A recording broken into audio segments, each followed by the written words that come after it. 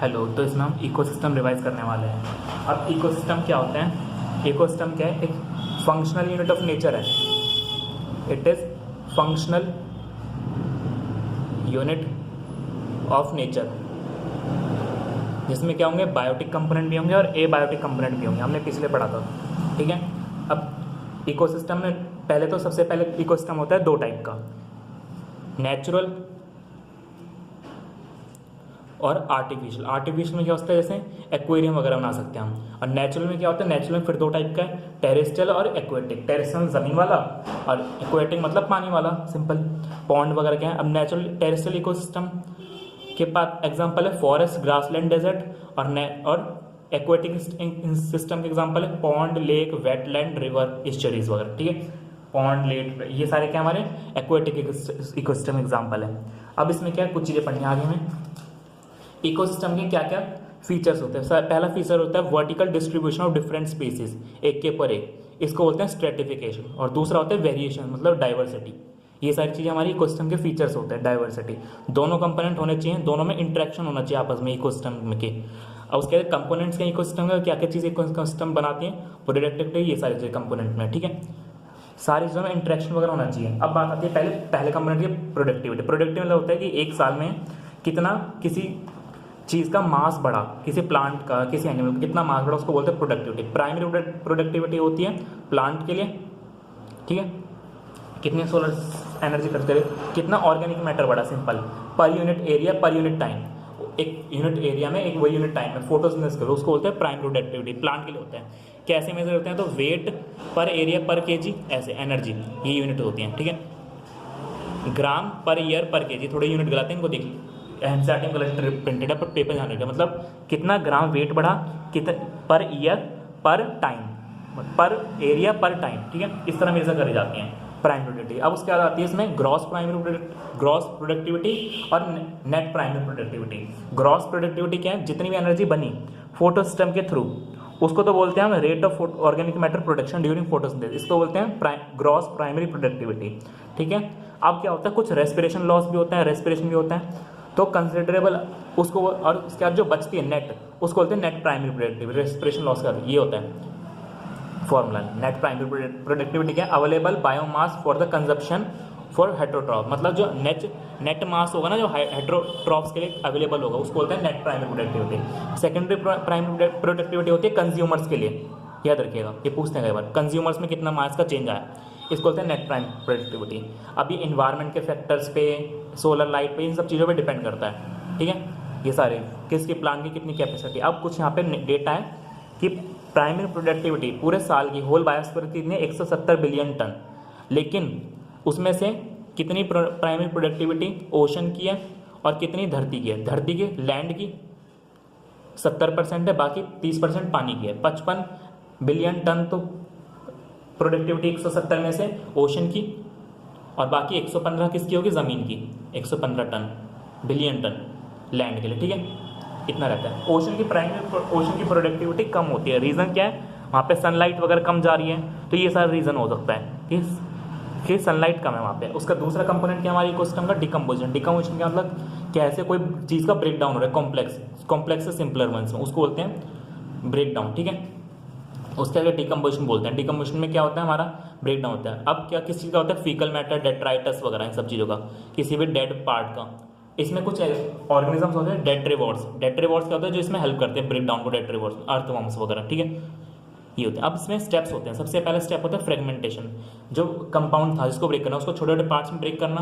दूसरा क्या है, उसके inorganic compounds, water soluble inorganic nutrients को ज़मीन के अंदर एब्जॉर्ब कर लेना, लीचिंग बोलते हैं उसे। दूसरा क्या है, अब उसके बाद क्या है, जो बैक्टीरिया का ऊपर जो बचा था, डेट्राइटस वगैरह, सिंपल डेट्राइटस वगैरह ज़मीन के अंदर आ गया है और कुछ ऊपर बचा है, उसमें से इनऑर्गेनिक कंपोनेंट्स को तोड़ना। इनऑर्गेनिक कंपोनेंट्स, याद रखिए, ऑर्गेनिक को नहीं तोड़ना, इनऑर्गेनिक को तोड़ना है। इनऑर्गेनिक सब्सटेंस में, सिंपलर सब्सटेंस को, जो ऊपर बचा है, मतलब किसको तोड़ना, ऑर्गेनिक कंपाउंड को सिंपलर इनऑर्गेनिक में तोड़ना, उसको बोलते हैं कैटाबॉलिज्म। सिंपल ब्रेक डाउन है फंगस वगैरह का एंजाइम्स के थ्रू, मतलब ऊपर भी नीचे भी हर जगह चले। लीचिंग मतलब सिंपल, जैसे हमारा CO2 है, ये ऑर्गेनिक है, इसको तोड़ेंगे तो कार्बन और ऑक्सीजन, ये क्या हो गया, इनऑर्गेनिक।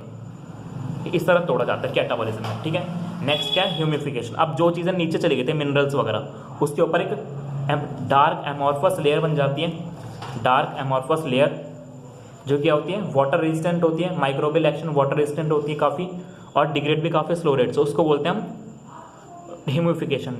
कोलोइडल नेचर की होती है, रिजर्वायर होती है, और इसको बोलते हैं रिजर्वायर ऑफ न्यूट्रिएंट्स का रिजर्वेशन। नेक्स्ट में क्या होता है, अब ह्यूमस को भी डिग्रेड कर दिया जाता है, डिग्रेडेशन ऑफ ह्यूमस कहलाता है मिनरलाइजेशन। इससे जो क्या होते हैं, मिनरल्स अवेलेबल होते हैं सॉइल में बैक्टीरिया की तरह, बट स्लो डिग्रेडेशन होता है, ठीक है। अब डिकम्पोजिशन क्या है, ऑक्सीजन कंज्यूमिंग प्रोसेस है, ये बात याद रखिएगा। तो क्या होगा, जहाँ पर ऑक्सीजन कम होगी वहाँ स्लो डिग्रेडेशन होगा, जहाँ ज़्यादा होगी वहाँ ज़्यादा अच्छे से होगा। दूसरा क्या है, कंपोजिशन पे डिपेंड करता है किसी को डिग्रेड करना है। लिग्निन और काइटिन स्लो रेट से डिग्रेडेशन होते हैं, जबकि nitrogen rich compound fast rate से होगा। टेम्परेचर भी डिपेंड करता है, टेम्परेचर भी बहुत ज़्यादा होगा तो भी दिक्कत है, बहुत कम हो तो भी दिक्कत रहती है, ठीक है। टेम्परेचर भी रेगुलेट होना चाहिए। वार्म और मॉइस्ट टेम्परेचर मोस्ट फेवरेबल होता है, वार्म मतलब नमी वाला टेम्परेचर, वार्म मॉइस्ट। लो और हाई टेम्परेचर अनफेवरेबल होते हैं, ठीक है। और एनारोबिक कंडीशन भी अनफेवरेबल होती है। उसके बाद एनर्जी फ्लो क्या है, एक्सेप्ट याद रखना यहाँ पे डीप सी हाइड्रोथर्मल वेंट्स को छोड़ के, डीप सी थर्मल वेंट्स को, बाकी सन एक ओनली सोर्स है सारी इकोसिस्टम के लिए एनर्जी का, याद रखिएगा। डीप सी थर्मल वेंट्स को मतलब वहाँ पे तो और भी चीज़ आती है ना, किसी और चीज़ को ब्रेक डाउन करते हैं, जहाँ पे अवेलेबिलिटी नहीं है लाइट की, वहाँ पे तो और चीज़ सोर्स नहीं अवेलेबल है, बाकी हर जगह सन एक ओनली सोर्स है एनर्जी का। अब उसमें रेडिएशन आ रही है, उसमें से कुछ होती है फोटोसिंथेटिक एक्टिव रेडिएशन, बाकी नहीं होती। कितनी होती है, जो इंसिडेंट रेडिएशन का 50% है, उसमें से प्लांट कितनी परसेंट एनर्जी ले पाता है उस फोटोसिंथेटिक की, 2 से 10%, ठीक है। बाकी सारी वेस्ट हो जाती है। यहाँ पे क्या होता है, अब यहाँ पे देखकर थर्मोडायनेमिक्स के लॉ भी एप्लीकेबल होते हैं। एनवायरनमेंट में कॉन्टिन्यूसली वो उसकी तरफ जा रहे हैं, इक्विलिब्रियम की तरफ, और साथ ही साथ रैंडमनेस की तरफ। उसको काउंटर करने के लिए एनर्जी चाहिए होती है, कॉन्स्टेंट एनर्जी सप्लाई चाहिए होती है उसके लिए, ठीक है। थर्मोडायनेमिक लॉ है। नेक्स्ट क्या है, ग्रीन प्लांट्स को हम प्रोड्यूसर्स बोलते हैं, ठीक है, प्राइमरी प्रोड्यूसर्स होते हैं। उसके बाद हर्बीवोर्स वगैरह आएंगे, उनको हम सेकेंडरी कंज्यूमर्स बोलेंगे। और उसके बाद हर्बीवोर्स वगैरह को, उसके बाद प्राइमरी कंज्यूमर, उसके बाद आते हैं प्राइमरी कार्निवोर्स वगैरह आ जाते हैं, ठीक है। Primary consumer, primary carnivores, secondary consumer जो होंगे हमारे, सिंपल सी बात है, सेकेंडरी कंज्यूमर। और उसके बाद आ जाते हैं हमारे टर्शरी कंज्यूमर, सेकेंडरी कार्निवोर्स, ऐसे चलती cycle. Producer, primary consumer, secondary consumer और टर्शरी कंज्यूमर, ठीक है। इस तरह चलते रहती है। अलग अलग लेवल पर अलग अलग तरह के आते हैं। यहाँ पे हर्बीवोर्स आ जाते हैं, प्राइमरी कार्निवोर्स यहाँ आ जाते हैं सेकेंडरी कंज्यूमर पे कार्निवोर्स, और यहाँ पे सेकेंडरी कार्निवोर्स आ जाते हैं। ये साइकिल रहती है चलने की। इसको बोलते हैं ग्रेजिंग फूड चेन, जो ज़मीन पे होते हैं, जो घास में होती है, ठीक है, ग्रेजिंग फूड चेन। दूसरी एक चेन होती है हमारी detritus food chain. Detritus food chain में क्या होता है, डेड ऑर्गेनिक मैटर से स्टार्ट होती है, डिकम्पोजन होता है हेटेरोट्रॉप्स वगैरह, फंगस और उसका की हेल्प से। इसमें जो ऑर्गेनिजम्स होते हैं जो फंगस वगैरह करती हैं काम, उनको हम सैप्रोफाइट्स बोलते हैं, जो डिकम्पोजन करते हैं, एंजाइम्स वगैरह सीक्रेट करके हेल्प करती हैं। अब क्या रहता है, एक्वेटिक में और ज़मीन पे दोनों अलग अलग जगह है, ठीक है, याद रखिए। पहले बात करते हैं लैंड पे। लैंड पे मेजर एनर्जी का सोर्स क्या है, डेट्राइटस फूड चेन। और एक्वेटिक में क्या है, मेजर एनर्जी कंड्यूट मतलब एनर्जी ट्रांसफर के लिए ग्रेजिंग फूड चेन, ठीक है। क्योंकि क्या कहते हैं, मोस्टली जो कंपाउंड्स होते हैं वो सारे डेट्राइटस में चले जाते हैं। Large fraction of energy aquatic में GFCs होते हैं ग्रेजिंग फूड चेन से, और धरती पे डेट्राइटस फूड चेन से, ठीक है। अलग अलग फूड वेव क्या होती है, मल्टीपल और फूड चेन्स को कनेक्ट करते हैं तो फूड लेवल बन जाते हैं। इसमें अलग अलग फूड चेन में अलग अलग ट्रॉपिक लेवल्स होते हैं, फर्स्ट सेकंड टर्शरी, ये वाले ट्रॉपिक लेवल्स दे रखे हैं। अब यहाँ पे 2 टर्म्स आती हैं, एक स्टैंडिंग क्रॉप आती है और एक स्टैंडिंग मास आता है, ठीक है। एक पर्टिकुलर ट्रॉपिक लेवल पे कितना ऑर्गेनिक बायोमास प्रेजेंट है उसको बोलते हैं स्टैंडिंग क्रॉप, कितना लिविंग कार्बन। और एक स्टैंडिंग उसके बोलते हैं, दूसरा आता है स्टैंडिंग स्टेट, दूसरा आता है स्टैंडिंग स्टेट, ठीक है। ये होते हैं सॉइल के लिए, सॉइल में कितना और कितना इनऑर्गेनिक न्यूट्रिएंट्स प्रेजेंट है, इनऑर्गेनिक न्यूट्रिएंट्स, ठीक है, कितनी उसकी फर्टिलाइजिंग कैपेसिटी है एक तरह से। तो स्टैंडिंग क्रॉप और स्टैंडिंग, 2 चीज़ें यहाँ पे, स्टैंडिंग क्रॉप और स्टैंडिंग स्टेट। क्रॉप याद रखिएगा ट्रॉपिक लेवल के लिए यूज होती हैं, और बाकी दूसरी होती है स्टैंडिंग स्टेट सॉइल के लिए होती है। क्या होता है, एक जगह से दूसरी जगह पे सिर्फ 10% एनर्जी ट्रांसफर होती है, ठीक है, ये बात हमें पता है। एक ट्रॉपिक लेवल से सिर्फ दूसरे लेवल पे सिर्फ 10% ही होती है, और बाकी एनवायरनमेंट चले जाते हैं हीट के लॉस में। लेकिन फर्स्ट से याद रखिए, जो हमारे प्राइमरी प्रोड्यूसर से प्राइमरी कंज्यूमर तक सिर्फ 1% एनर्जी आती है, बाकी हर जगह 10 जाती है। ठीक है, इसको 10% लॉ भी बोलते हैं। ठीक है, नेक्स्ट चलते हैं आगे, इकोलॉजिकल पिरामिड्स। अब इकोलॉजिकल पिरामिड्स क्या होते हैं? ये अलग अलग जगह बनते हैं। किस किस बेस पे? एनर्जी के बेस बन सकते हैं, साइज के बेस बन सकते हैं, नंबर वगैरह के बेस बन सकते हैं, अलग अलग शेप बनते हैं। सबसे पहले दे रखा हमारे को यहाँ पे नंबर्स के बेस पे कितना कितना नंबर बनता है। अब क्या रहता है, यहाँ पे शेप अलग अलग होती है, अलग अलग इन्वायरमेंट। तो धरती पे सबसे पहले शेप दे रखी है फॉरेस्ट वगैरह में जो भी। ठीक है, बायो किस किस नंबर होता है? तो नंबर, मास और एनर्जी। तो सबसे पहले दे रखा है मेरे को पिरामिड्स ऑफ नंबर। तो नंबर क्या में सबसे ज़्यादा प्लांट्स होते हैं, फिर और दूसरे होते हैं, फिर दूसरे धीरे धीरे। नंबर क्या होता है? ड्रास्टिकली रिड्यूस होता है, क्योंकि एनर्जी बहुत कम जाती है ऊपर तक, इसलिए 3-4 अलग पिरामिड खत्म हो जाते हैं। ठीक है, तो सबसे पहला है। अब इसमें क्या रहता है? एक्सेप्शंस वगैरह भी रहते हैं, कई बार डेरिवेटिव्स एक्सेप्शन भी रहते हैं। जैसे देखिए, ये तो पूरे फॉरेस्ट का था, लेकिन अगर बात करें हम जैसे किस चीज़ की बात करें, तो पूरा ग्रास लैंड फॉरेस्ट वगैरह ले सकते हैं। ठीक है, अब बात करें हम एक ट्री के ऊपर बर्ड्स वगैरह देखेंगे, तो हमारा पिरामिड कैसा बन जाएगा? उल्टा बन जाएगा वहाँ पे नंबर में भी, कि ट्री तो एक है, उसके ऊपर बर्ड्स इंसेक्ट्स काफ़ी सारे होंगे, तो उल्टा बन जाएगा। ठीक है, दूसरा हमारा ड्राइवेट का है, याद रखिए ड्राइवेट यूज़ करते हैं। ड्राइवेट क्या है? धरती पर बनाएंगे हम बायोमास फॉरेस्ट वगैरह में, तो हमारा बनेगा सीधा, ऊपर तक जाते घट जाएगा। धरती पे प्लांट ज़्यादा, उनका मास ज़्यादा होगा। लेकिन अगर पानी में देखें, पानी में क्या रहता है? फाइटोप्लैंक्टन्स होते हैं और जूप्लैंक्टन्स वगैरह होते हैं खाने में। तो क्या रहते हैं वहाँ पे? Standing crop. फाइटोप्लैंक्टन का मास कम रहता है, लेकिन जूप्लैंक्टन को ज़्यादा रहता है, तो ये उल्टा हो जाता है पानी का। और याद रखिए, इन दोनों का एक्सेप्शन होता है, नंबर का और मास का, लेकिन एनर्जी का नहीं होता है। एनर्जी का कोई एक्सेप्शन नहीं है, एनर्जी हमेशा सीधा ही पिरामिड बनता है, अपराइट। बाकी हर जगह इन्वर्टेड पिरामिड पॉसिबल है, हर जगह, याद रखिएगा। All pyramids in number of energy is always upright. बाकी हर जगह पॉसिबल है कि उल्टा भी बन जाए, याद रखिएगा। ठीक है, इसमें क्या देखा है? पिरामिड ऑफ एनर्जी ऑलवेज सीधा होता है, इन्वर्टेड नहीं होता कभी भी। उसके बाद नेक्स्ट पेज पे चलते हैं। अब इन पिरामिड्स के लिमिटेशन दे रखी हैं। क्या क्या लिमिटेशन? पहले बात तो 3-4 ट्रॉपिक लेवल पे जाके खत्म हो जाते हैं। दूसरा क्या है? ये फूड चेन को रिप्रेजेंट करते हैं, फूड वेब को नहीं, जबकि नेचर में फूड वेब होती है। और दूसरा यहाँ पे डेट्रीवॉर्स के लिए कोई जगह नहीं थी, नो डेट्रीवॉर्स के लिए। ठीक है, नो प्लेस। जबकि डेट्रीवॉर्स को हमें पता है, जबकि धरती पे तो मेनली डेट्राइटस फूड चेन सबसे ज़्यादा रोल प्ले करती है, तो इसलिए इनमें कुछ एक्सेप्शन थे। अब नेक्स्ट आता है हमारा सक्सेशन होता है ग्रेजुअल इवोल्यूशन, टाइम के साथ साथ नई नई स्पीसीज का डेवलप होना, इसको बोलते हैं ग्रेजुअल इवोल्यूशन। तो सबसे पहले कोई कम्युनिटी आएगी, इफ स्पीसीज आएंगे, और बाद में दूसरी कोई स्पीसीज आएगी, धीरे धीरे स्पीसीज आते जाएंगे और अलग जगह पे स्पीसीज बनती चलेंगी। तो दो चीज़ होती हैं। पहली, ठीक है, तो पहले यहाँ पे कम्युनिटी डेफिनेशन समझ लेते हैं। पहली बात तो आती है पॉपुलेशन से पहले पॉपुलेशन क्या होता है? सेम स्पीसीज के कुछ मेंबर्स, सेम स्पीसीज के मेंबर्स। अब क्या हो जाता है? डिफरेंट, अब स्पीसीज को मिला लें, ग्रुप ऑफ स्पीसीज को, मल्टीपल स्पीसीज को, इसको हम बोलेंगे कम्युनिटी। ठीक है, मल्टीपल ग्रुप ऑफ स्पीसीज को कम्युनिटी मतलब समझे ग्रुप ऑफ स्पीसीज बोलते हैं। ठीक है, अब जो सबसे पहले आएगी किसी प्लेस पे, उसको तो बोलेंगे पायोनियर।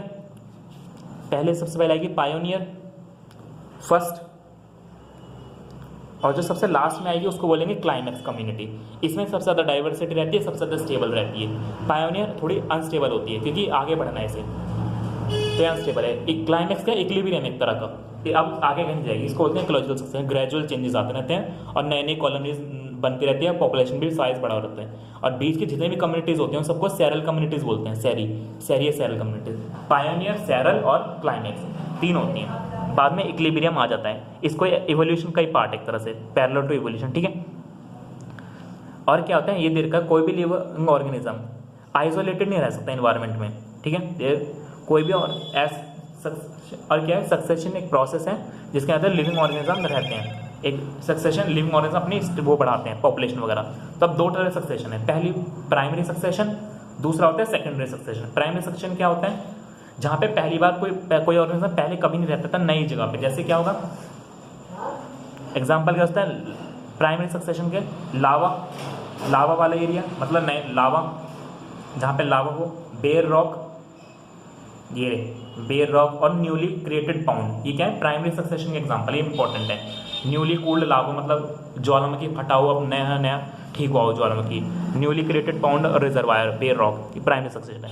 सेकेंडरी सक्सेशन कहाँ पे होता है, जहाँ पे पहले से सॉइल वगैरह प्रेजेंट हो, कोई जमीन हो जहाँ पे पहले कोई स्पीसीज रही हो, उसको बोलते हैं secondary succession. Primary succession slow होता है, सेकेंडरी सक्सेशन फास्ट होता है। ठीक है, ये बात याद रखिए। डिपेंड थोड़ा बहुत टेम्परेचर टेम्परेचर पे भी डिपेंड करता है। जो सक्सेशन होता है मोस्टली टेम्परेचर पे डिपेंड करता है। टेम्परेचर ज़्यादा इंपॉर्टेंट फैक्टर है, mostly important factor, important line होगी। ठीक है, सिंपल इवोल्यूशन ही है, जहाँ पे पहले से सेकेंड सक्सेशन दे रखा है, जहाँ पे पहले रहती हो।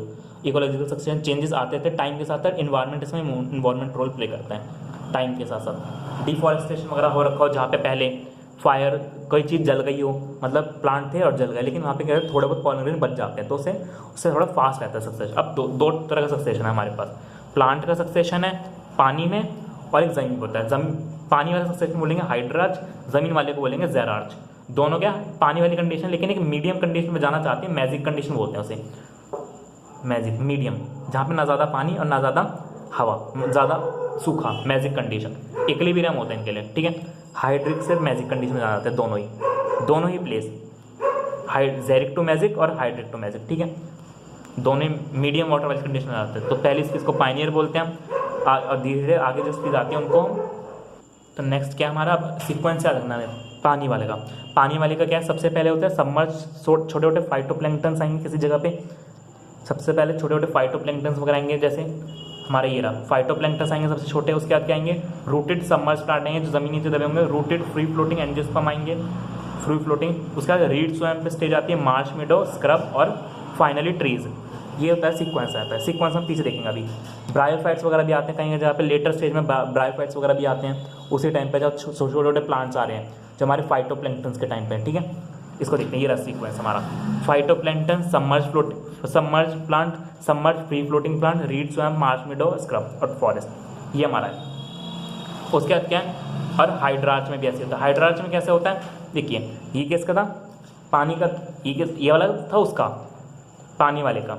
ब्रायोफाइट्स वगैरह भी आते हैं। अब क्या रहता है, ये तो पानी वाले का था, अब पढ़ते हैं ज़मीन वाले का, ज़ेरार्च वाले का। ज़ेरार्च वाले में क्या होंगे, मोस्टली रॉक्स होंगे। रॉक्स को डिग्रेड करके सबसे पहले लाइकन आएगा, ये बात सीक्वेंस आ रहा है। लाइकन क्या होगा, लाइकन से क्या आएंगे, ब्रायोफाइट्स आएंगे।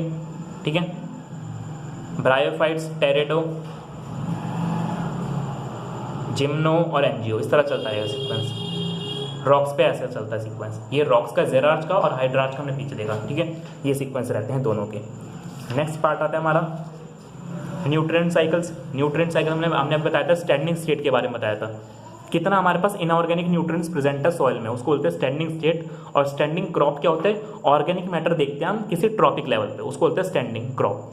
यहाँ पे दो तरह के न्यूट्रिएंट साइकिल होंगे, एक तो हमारे न्यूट्रिएंट साइकिल जिनको बायोजियोकेमिकल साइकिल्स बोलते हैं, गैसियस साइकिल और sedimentary cycle. Gaseous cycle example है कार्बन साइकिल और नाइट्रोजन साइकिल। कार्बन साइकिल हमें पता है कि अलग अलग जैसे कार्बन फ्यूल वगैरह बनते हैं, प्लांट्स हर कोई CO2 छोड़ता है, प्लांट्स ऑक्सीजन एक्सचेंज करते हैं, CO2 लेते हैं, और इस तरह साइकिल चलते रहते हैं। एटमॉस्फेयर एक अच्छा रिजर्वायर होता है CO2 का, याद रखिए, एटमॉस्फेयर रिजर्वायर है CO2 का। कार्बन एक अच्छा रिजर्वायर होता है। मोस्टली एक ओशन और कार्बन दो हैं। ओशन, कार्बन रिजर्वायर देख लीजिए, रिजर्वायर दो हैं हमारे पास, कार्बन रिजर्वायर, कार्बन रिजर्वायर के दो हैं। एक तो ओशन है, एटमॉस्फेयर है। 99% यहाँ पे है, 1% यहाँ पे है, मतलब जो कार्बन को रखते हैं अपने पास। ठीक है, ओशन, ये दो रिजर्वायर है हमारे पास। एग्जाम्पल लिखते हैं, gaseous cycle nitrogen cycle, carbon cycle, sedimentary cycle का सल्फर साइकिल, फॉस्फोरस साइकिल, ये याद रखिएगा अर्थ क्रस्ट में। नेक्स्ट चलते हैं, रिजर्वायर क्या करते हैं, कलेक्ट करते हैं और रिलीज करते हैं, डेफिशिएंसी के अकॉर्डिंग काम करते हैं रिजर्वायर। अब इकोसिस्टम, पहले कार्बन की बात कर लेते हैं। ठीक है, किसी भी ऑर्गेनिज्म में कार्बन कितना 49% ऑफ ड्राई वेट कॉन्स्टिट्यूट करता है। पानी हटा दो, उसके बाद 49% ड्राई वेट ही बचेगा। कार्बन क्या होता है, 71% कार्बन ओशन में मिलता है, हमें पता है, हमने पढ़ा था। मोस्टली जो कार्बन है हमारा ओशन में ही है, कुछ ज़मीन पे और कुछ एटमॉस्फेयर में।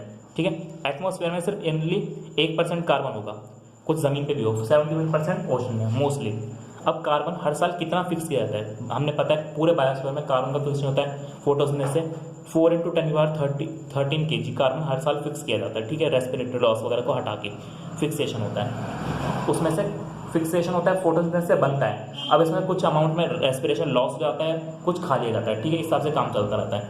ये है ना कितना कार्बन फिक्स होता है हर साल, 4 × 10⁻13। नेक्स्ट क्या हमारे फॉस्फोरस साइकिल है।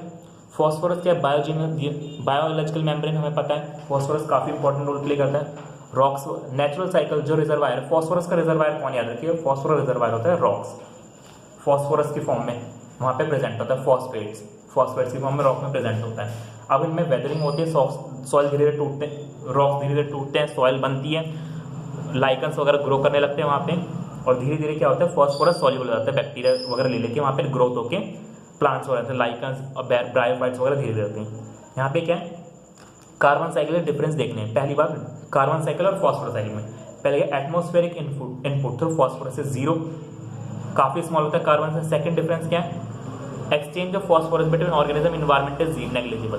पहले तो रेनफॉल के थ्रू फॉस्फोरस का इनपुट 0 हो जाएगा और exchange environment between organism environment और फॉस्फोरस ये भी 0 है, ऑर्गेनिज्म इन्वायरमेंट। नेक्स्ट है इकोलॉजिकल सर्विसेज, मतलब इन्वायरमेंट इकोसिस्टम में क्या क्या सर्विस देता है भाई, हमें क्या क्या चीज़ें मिलती हैं। रहने के लिए घर मिलता है, खाना पीना मिलता है, सॉइल वगैरह मिलती है जिससे हम खेती करते हैं, वाइल्ड लाइफ, फूड साइकिल्स, सारी चीज़ें हम पॉलिनेशंस, सारी चीज़ें इकोसिस्टम का तो पार्ट है। बायोडाइवर्सिटी, इसको हम नेक्स्ट चैप्टर में पढ़ते हैं, सारी चीज़ें उसी का तो पार्ट है। कुछ एस्थेटिक वैल्यूज मिलती हैं, फ्लावर्स वगैरह का हमें पता है, एस्थेटिक जड़ी बूटी वगैरह सारी चीज़ें है।